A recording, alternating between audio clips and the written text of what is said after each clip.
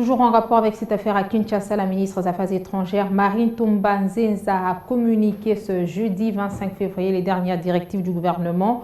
aux diplomates basés en République démocratique du Congo. Au cœur de sa communication, la réglementation de la circulation de cette catégorie de personnes sur l'ensemble du territoire national congolais. Il est demandé au chef de représentation diplomatique en RDC d'avertir le ministère des Affaires étrangères au pays au moins une semaine avant leur déplacement.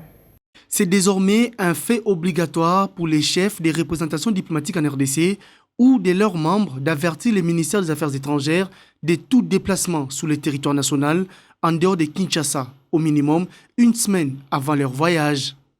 C'est dans les soucis de mieux assurer la sécurité des membres du corps diplomatique congolais que le gouvernement de l'RDC se voit dans l'obligation de réglementer la circulation des diplomates sur l'ensemble du territoire national, tout en œuvrant pour rehausser les niveaux de sécurité, particulièrement dans la zone dite jaune à l'est du pays. Le gouvernement de la RDC compte vivement sur la communauté diplomatique quant au strict respect de ces dispositions. Le gouvernement de la RDC dépêchera sur le terrain dès ce jeudi 25 février 2021